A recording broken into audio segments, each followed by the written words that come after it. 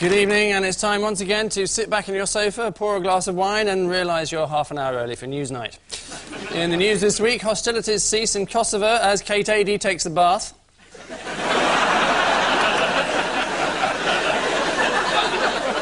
Alone with his thoughts, Prince Charles wonders why Wills and Harry are reluctant to spend another weekend at Balmoral. And after being accosted at 3 consecutive traffic lights, a Los Angeles motorist begins to tire of the offers to clean his windscreen. On Ian Hislop's team is a comedian who's making her second appearance on the show. That's if you're watching the repeat. Linda Smith.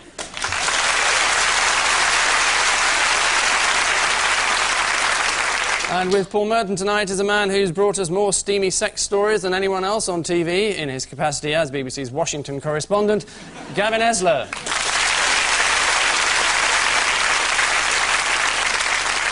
Round 1 has just started. Ian and Linda. Who is this woman? Oh, it's the Queen. A little bit overdressed for daytime, really.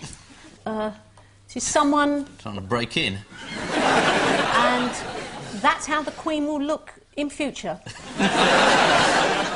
Put that all together and... You've got the opening of Parliament. Well, actually, the new look opening of Parliament. You'll notice they've got rid of all the antiquated kind of habits there, and it's now very futuristic now. Right. Like Blade Runner now, really, isn't it?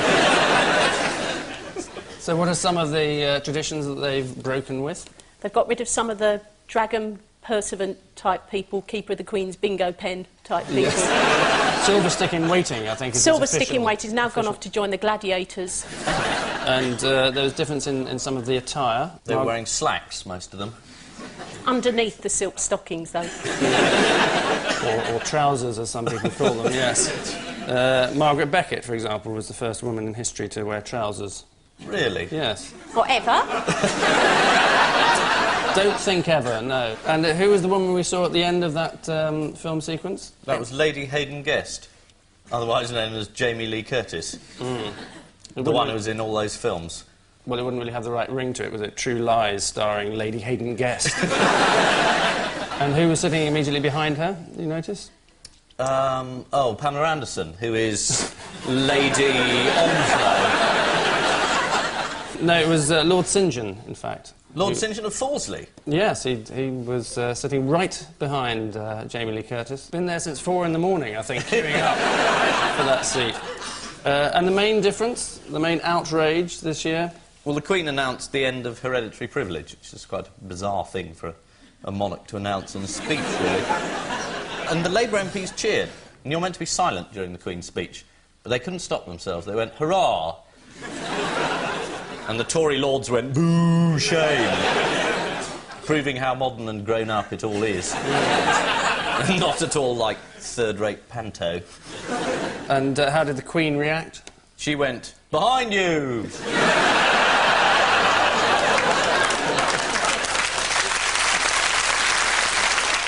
She paused briefly before continuing. She's a pro, you see. Mm. Is she?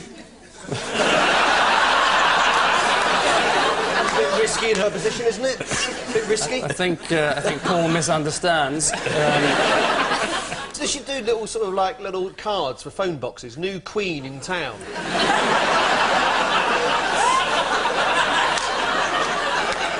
Take me up the Mall.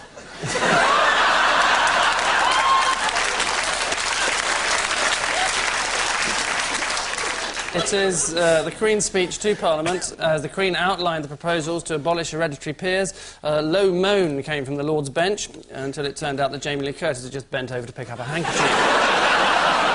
Paul and Gavin, your verdict? Oh, that's some Chilean demonstrators demonstrating because General Pinochet may be about to be extradited to Spain.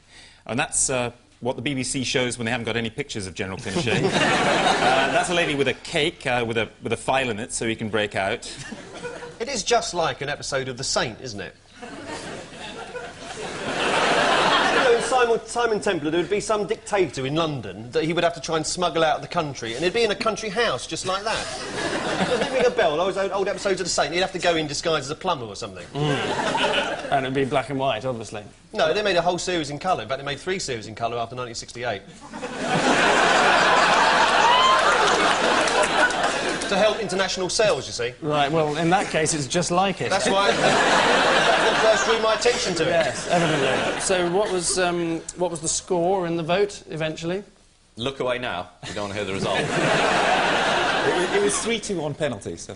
It was very dramatic. The judges all stood up in turn, and the first two said they were going to let him off. So they really milked the tension. Then it was 2-1, 2-all. South African judge, which way would it go? Boom! 3-2. Like a penalty shootout, except no football, so therefore interesting.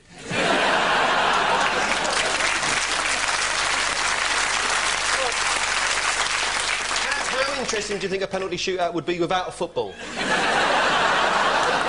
Well, speaking personally, Yes. great. So how do people react in Santiago, in Chile? Well, they got very, very excited, and they were particularly excited by a BBC film crew, and in the traditional fashion of these occasions, they decided to kick the hell out of them. Has that happened to you, ever? Actually, one of the most important things to have as a journalist is not iron courage. It's a very good pair of Nike trainers, which is what I have, so I run like hell. Right. And who's come out in support of General Pinochet, notably? Margaret Thatcher, the mad old bat.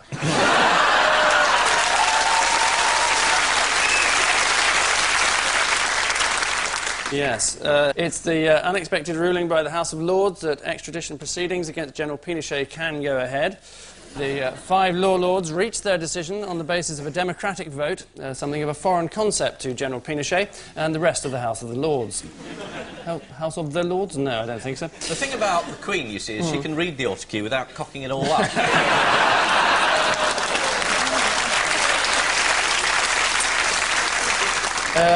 As news spread that General Pinochet was to stand trial for crimes against humanity, Mrs Thatcher rushed to his side to offer her support, at which point she was jumped on by a policeman shouting, "I've got the other one." Ian and Linda, what's back? Oh, it's more champagne. And this is cows. Beef. Yeah, and that's beef not on the bone. Celebrities have come forward to endorse British beef, I noticed. I think it was in the Mirror this week, people saying, well, I've been eating beef all through the ban, only unfortunately it was people like Freddie Truman. Terribly reassuring, isn't it? Michael Winner, he's a picture of health, isn't he? So how long has the ban been in place now? 3 years, isn't it? Almost 3 years, yes. Europe decided it was safe for us to eat, but not for them to eat. It's an interesting decision. So we could die of BSE or CJD or anything else that they thought it had, but they couldn't. And actually, it's no safer now than it was 3 years ago. It's an outrage. It's not an outrage, it's just a rather peculiar decision. Don't you think so, Gavin? I think it's absolutely peculiar, yes. So although I did travel with a non-meat-eating British producer to Cody, Wyoming, we sat round entirely surrounded by cowboys, and this poor bloke who'd been so worried about beef in Britain turned to the waitress and said, "Excuse me, what would you recommend for somebody who doesn't eat beef?" And the waitress said, "Well, son, I recommend you get out of Wyoming."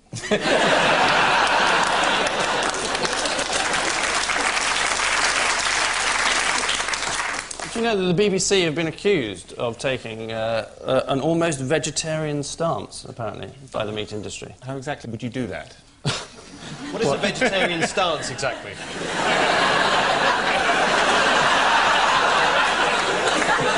I'm not entirely sure what he meant. Well, he meant the BBC has been scaremongering about the effect of BSE, because they've killed 4 million cows. We can actually see those 4 million cows now. Oh. Oh, that is a beef mountain. What are the dead cows to be used for? Ballast. Ballast for jockeys. When jockeys go swimming, they're very light, so they have to have something sewn into their swimming trunks.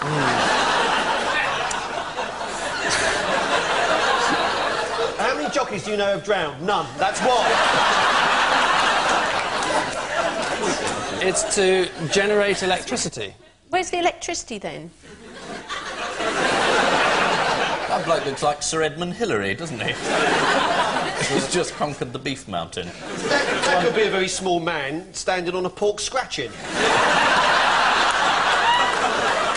And what was introduced in April of '96 in order to try and curb the BSE problem? What, the ban on bone meal? No, it was actually cattle identification passports. Photos of them looking mad. Saying, no, it doesn't look like me at all. I'm fine. Let me through. Yes, it is the lifting of the beef ban. By way of celebrating, one group of farmers emptied an entire crate of champagne before cramming 6 veal calves into it and exporting it to France. The problem for farmers now is how to convince the rest of Europe to eat British beef. Can't we get the Queen? Have you been eating British beef? You seem to have lost the ability to read out loud. Which is worrying in a TV presenter, don't you think? That's all I have to do, after all. I think somebody's working me with a foot. I wish it were true.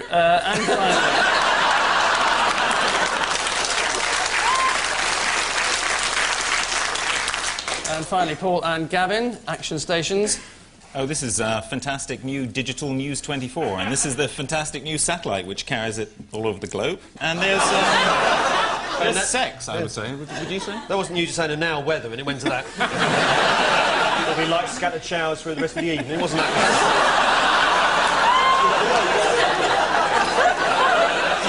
So, yes, what's the link? Well, I think some of those viewers, both of those viewers, I should say, in Europe who've been watching digital television have been having News 24, which is a fantastic news programme, interrupted by a porn channel.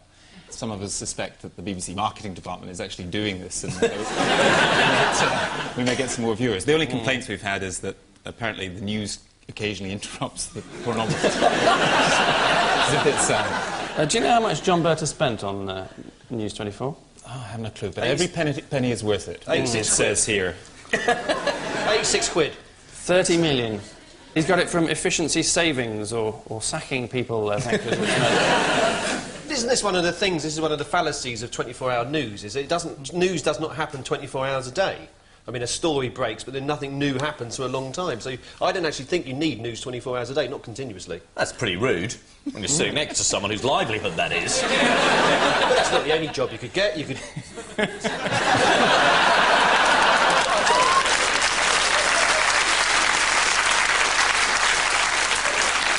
Do you know you got something in common with John Burt? You both had sex with a donkey? Just him then. Something anything I know about him. Yes, I know, it's the other thing. Blackpool Beach, LWT, staff weekend, got drunk. Went to see his doctor the next day with saddle rash. I was referring to the other thing they have in common, which is you were both rejected by the BBC when you applied for traineeships. Absolutely, we were, yes. What's your excuse? I got a better job. I worked for newspapers. I don't know what his excuse is. It's the mix-up over TV satellite frequencies. Subscribers to digital television have over 200 stations to choose from, including one TVR based in Romania, which recently showed this spectacular piece of news footage. And so, for numerous extra points, what happened next?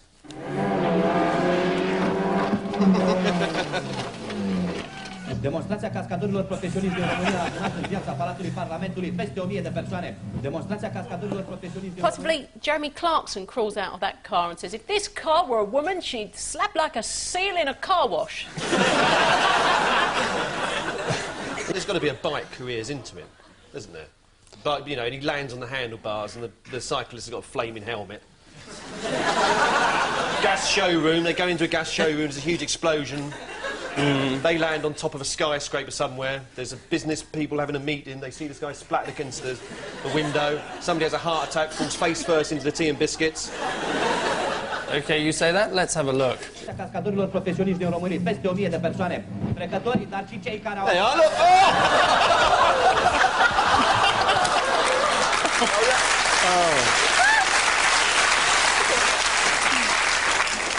Incidentally, we'd like to point out that although that accident looked serious, no one involved was actually British. So at the end of part one, it's Paul and Gavin who've made the break, leading as they do 5-4.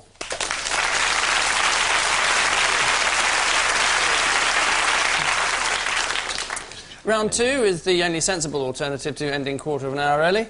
Paul, your wild cards are George Michael, John Glenn, Yes. William Hague, Yes. and a bull. I think it's got to be, rather unfortunately, I can't think of how to phrase. This is about sperm, isn't it? In what way? What way? Well, when astronauts go into space, and certainly when John Glenn went into space the first time round in the early 60s, he had to give a sample of sperm before he left, and then when he came back down to see if there'd been any change. Now, the bull has sperm taken away from him. John Glenn had sperm taken away from him. George Michael... is William Hague the odd one out?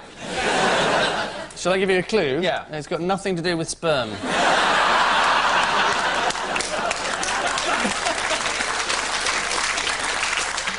It's something that William Hague can't do. Oh, they're all colourblind. They're all colourblind. In what way?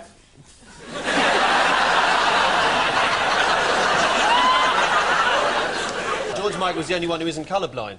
Because the bull's notorious colourblind. That thing about red rag to a bull. Bull can't see that. He sees it as green. John Glenn, colourblind. William Hague, colourblind. Doesn't know the difference between blue and red, which is a problem. George Michael was the odd one out. Conservative. Is the wrong answer. But it is, I should say it's the right reason, but the wrong person. John Glenn isn't colourblind. He's very old, but he can see those colours.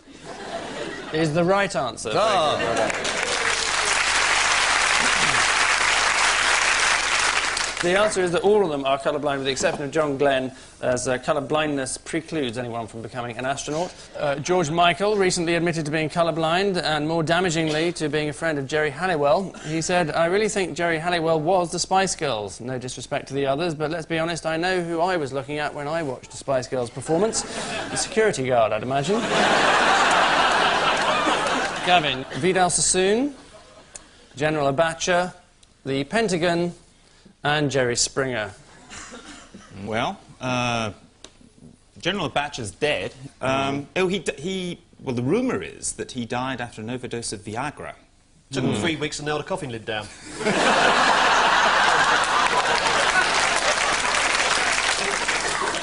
I know, they all recommend Viagra except for General Abacha, who's dead because of it. He died of it. And Vidal Sassoon's the only one who was known as Six Eyes at school. So you're in the right area, but you haven't yet picked the right. So it is one about out. Viagra then? It's is about Sassoon, Viagra. because Jerry Springer's used it, Absolutely. Abacha's used it, and the Pentagon used it. And Vidal Sassoon has, Not used He it. says you don't need it. All you need is think healthy, have a nice haircut. oddly enough, not correct. He, in fact, has admitted to using Viagra. So the only person who doesn't is the Pentagon, because it's a building. It is, in the end, the right answer, but there is a reason why the Pentagon was chosen. They for won't that. allow their soldiers to take Viagra. You can't take Viagra. It takes your mind off the job. It is, in fact, war veterans that they've refused to spend $280 million on Viagra for. Really? That's But a it was shame. Only in the news this week, so you can't imagine that Gavin would know that kind of thing. 70-year-old Vidal Sassoon leads a very active sex life thanks to Viagra pills. Every bedtime now, it's a case of wash and go, go, go. Ian, Bill Clinton, Buzz Aldrin, a female skeleton, and Prince Philip. I think this is a DNA question. Prince Philip gave some DNA to find out whether the bodies they'd found of the Russian royal family were actually royal. As one of the tests in space, you had to give samples, so you probably had to give a DNA sample. And Clinton had to give a DNA sample to see if they could match it with the little black dress. Well, rather, the stain on the dress, and match the dress. I think they all gave DNA voluntarily, whereas this skeleton, I think, had it taken out of her involuntarily to see if it matched. So she's the odd one out. Is even further wide of the mark than Paul's answer. Has anything to do with sexual organs? In what way?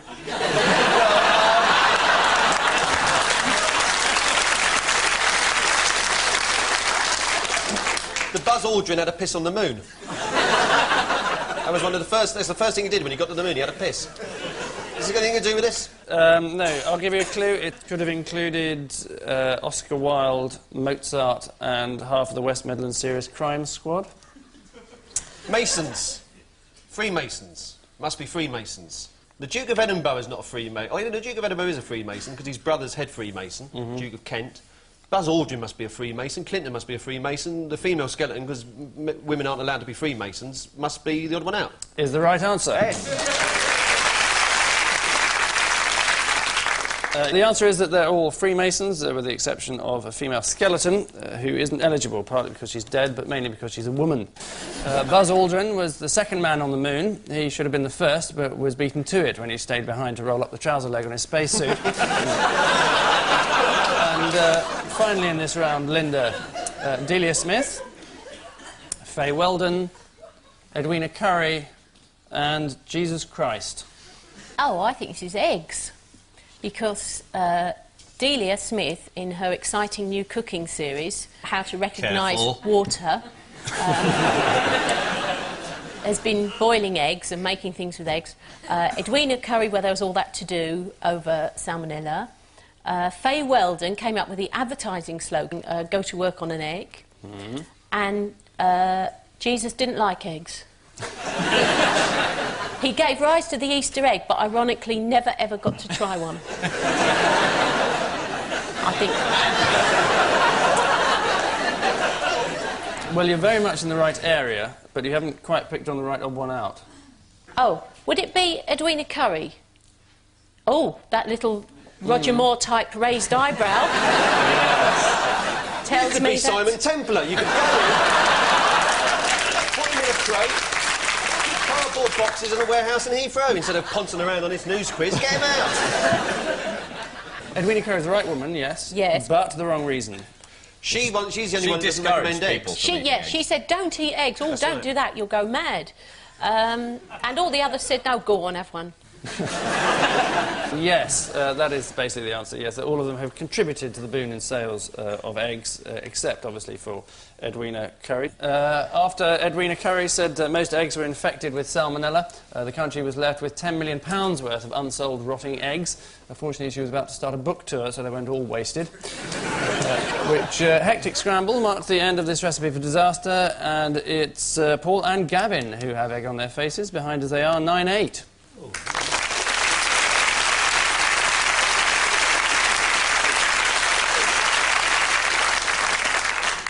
Missing words is how we head up our final assault. A random selection of daily headlines made even more random by the inclusion of some, none or more from this week's guest publication, the indispensable Belgian Brief, the monthly bulletin of the Belgian Tourist Board. So let's away with... It's true the French really are what? Very, very smelly indeed. Very stinky. This thing, they don't wash enough. They don't wash. 47% wash every day, 27% wash every 2 days. The other 10% wash in dog muck. Dog muck, what a curious thing to say. It is curious, isn't it? Especially given that it's the right answer, yes? The smelliest in Europe. Next, Ron Davies Rasta will not what? Go all the way on a first date.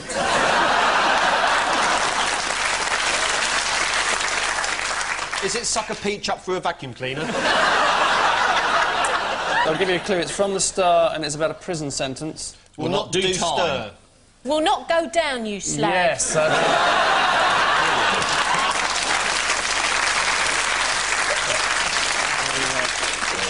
Next, a world-famous what? Belgium.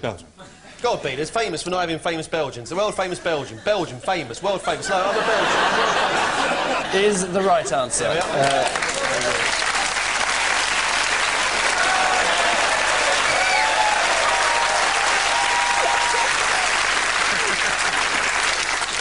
I said it'd get a laugh. Nobody believed it. That could become my catchphrase. It could become a catch hat. Yeah. We look forward to that. You'll have to. It's in the future. Next, girlfriend stole my what, says ex-lover. Belgian. Now you're guessing that. Oh, sperm, I'm afraid it is. This bloke said she nicked it and made herself pregnant. Astonishingly, is the right answer, yes.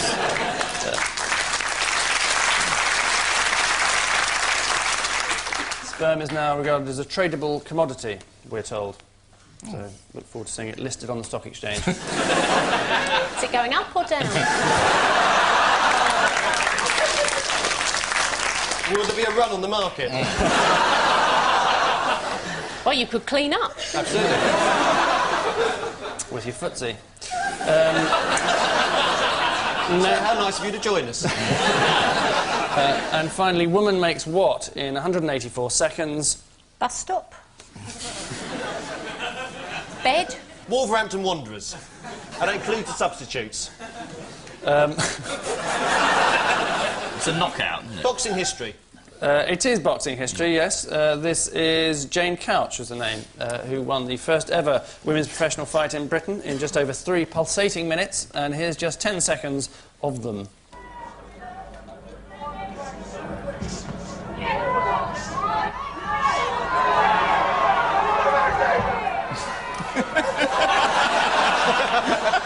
The referee's worked that out beforehand, isn't it? You could tell she was going to win because she'd got that tough girl's hairdo, you know, up on top. All hard girls who are going to hit you have that hairdo. Did the other one have one of those as well? No, she was doing girly sort of fighting like this. See, she was going to lose. She was like, oh, don't hit me in the face, I'm really pretty. So what are the differences, do you know, between the preparations of a male fight and a female Well, boxing women fight? take much longer getting ready. Do these shorts make me look fat? They actually... Trying to do your mascara with the gloves on's a bit of a nightmare as well. They actually have pregnancy tests and place plastic chest protectors inside their vests. Ooh. Which, flailing in the dark, means that at the end of tonight's bout, this week's Simple Simons are Ian and Linda with 12, whilst this week's Clever Trevors are Paul and Gavin with 15. Well done.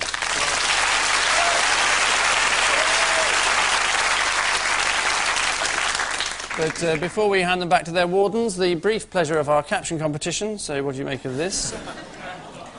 All Saints remake Abbey Road album.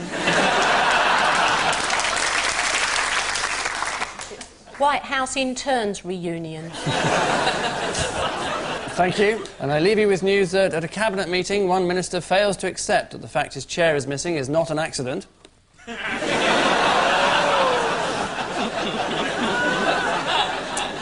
At an archaeological dig in Pompeii, there's evidence that bungee jumping is not a new phenomenon.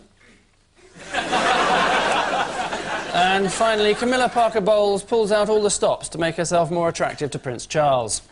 Good night.